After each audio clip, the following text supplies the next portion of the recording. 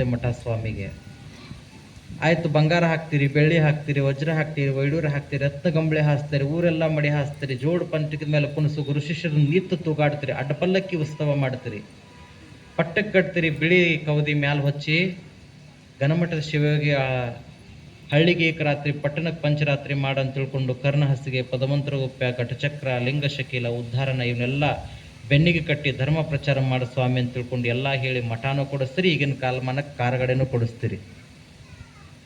ಇಷ್ಟೆಲ್ಲ ಕೊಟ್ಟು ನೀವು ನಿಮ್ಮ ಮನೆಗೆ ಹೋಗ್ತೀರಿ, ಮಠದಾಗ ಗುರುಗಳು ಇರ್ತಾರೆ. ಅವಾಗ ಸ್ವಾಮಿಗೆ ಒಬ್ಬ ಸನ್ಯಾಸಿಗೆ ಮಠ ಹೇಳ್ತದಂಥದ್ದು. ಏನು ಹೇಳ್ತದಂದ್ರೆ, ತಮ್ಮ ಸ್ಥಾವರ ಕಳಿವುಂಟು ಜಂಗಮ ಕಳಿವಿಲ್ಲ ಅಂತ ತಿಳ್ಕೊಂಡು ಬೀಗಾಕ್ ಹೋಗಬೇಡ. ನಾ ಹೇಳೋದು ಕೇಳು. ಮಠ ಹೇಳ್ತದಂತ ಒಬ್ಬ ಸ್ವಾಮಿಗೆ,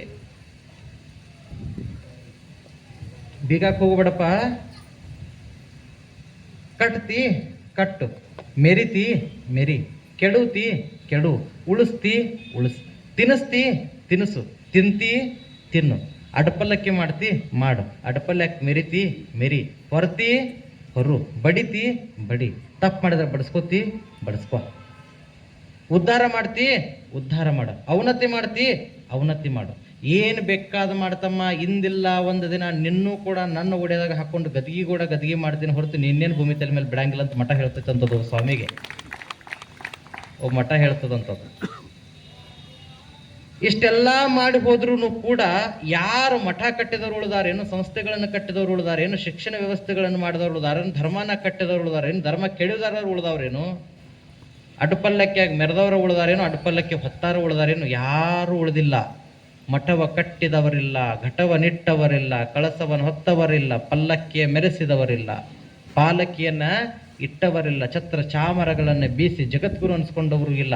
ಯಾರು ಇರ್ತಾರಂತಂದ್ರೆ ಮನಸ್ಸುಗಳನ್ನು ಕಟ್ಟುವಂತಹ, ಸಮಾಜವನ್ನು ಕಟ್ಟುವಂತಹ, ಬಸವಣ್ಣನ ವಚನಗಳನ್ನು ಕಟ್ಟಿ ವಚನದ ಕಟ್ಟಿನ ಜಾತ್ರೆಯನ್ನು ಮಾಡಿ ಹೋದ್ರಲ್ಲ. 26 ವರ್ಷಗಳ ಕಾಲ ಉಳಿದಿದ್ದಾರೆ ಇವತ್ತಿಗೂ ಚನ್ನಬಸವ ಪಟ್ಟದೇವರು. ಯಾರು ಉಳಿತಾರಂದ್ರೆ ಮನಸ್ಸುಗಳನ್ನು ಕಟ್ಟಿದವರು, ಸಮಾಜವನ್ನು ಕಟ್ಟಿದವರು, ಭಕ್ತರನ್ನು ಯಾರು ಕಟ್ತಾರಲ್ಲ ಅವರು ಚಿರಸ್ಥಾಲ ಉಳಿತಾರೆ. ಮಠ ಕಟ್ಟಿದವರು ಮಠದೊಳಗನೆ ಮಣ್ಣಾಗ್ತಾರೆ. ಅಜ್ಜರ್ ಹೇಳಿದಂತಹ ಮಾತು. ಬಸವಣ್ಣನವರು